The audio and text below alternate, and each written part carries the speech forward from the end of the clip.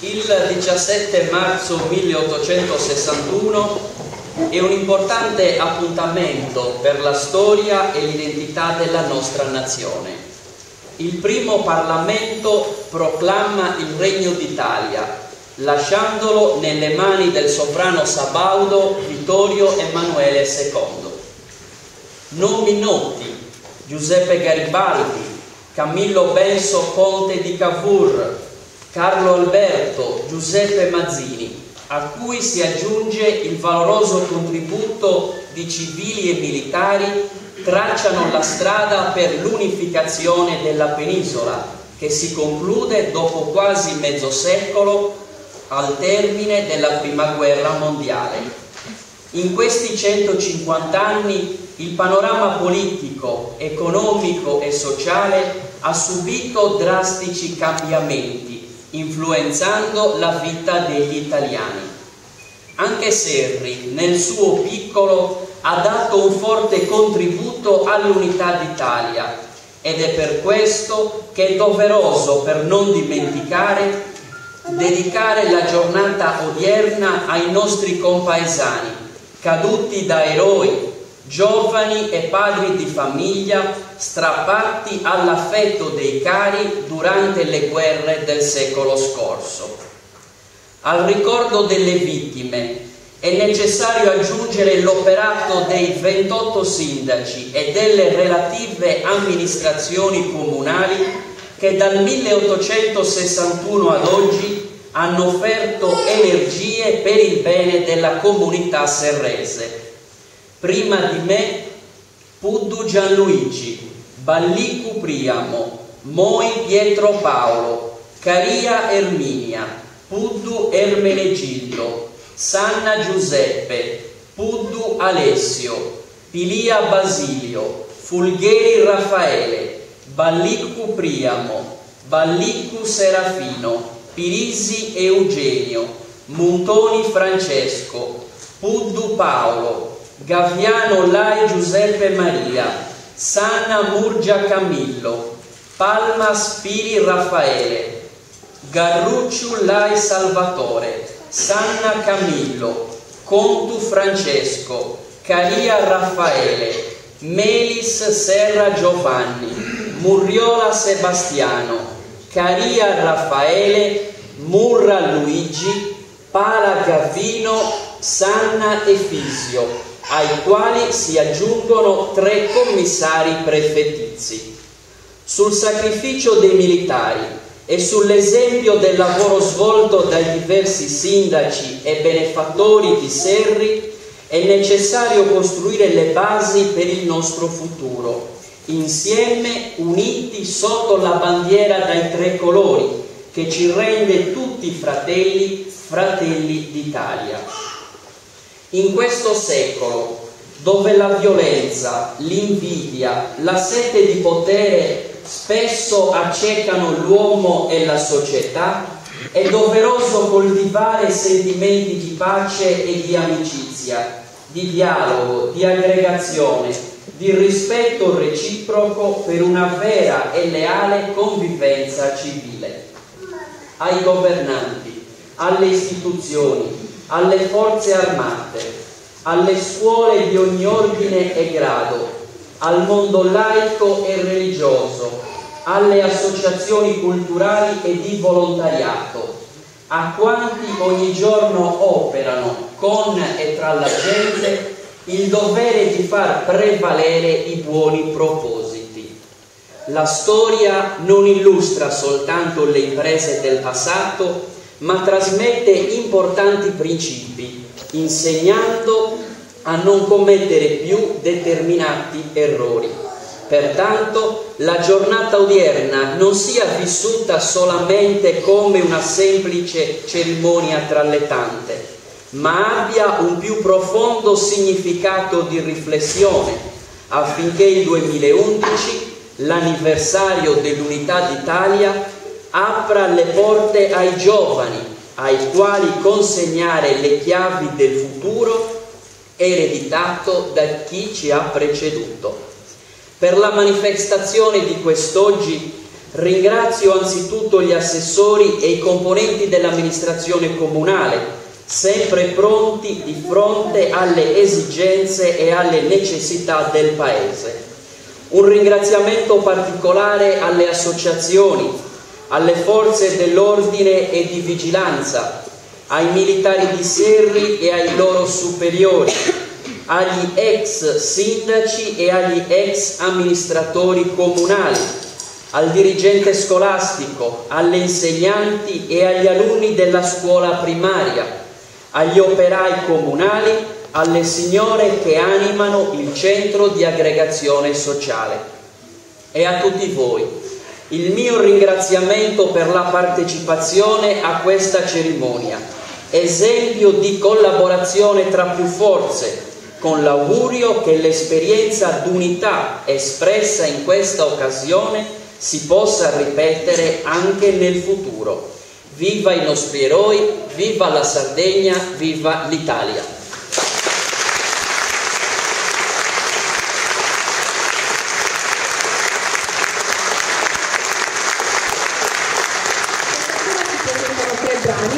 Il primo è Il canto degli italiani, scritto da Goffredo Mameli nell'autunno del 1847, diretto dal maestro Andrea De Zogus, l'inno d'Italia. Vi invito a alzarvi in piedi e ad ascoltarlo con il cuore.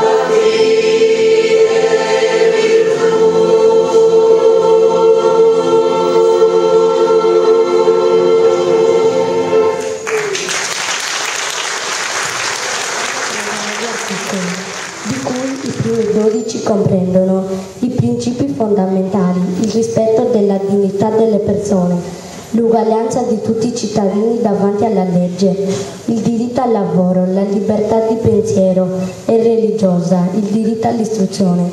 Articolo 77. Il governo non può, senza delegazione delle Camere, emanare decreti che abbiano valore di legge ordinaria.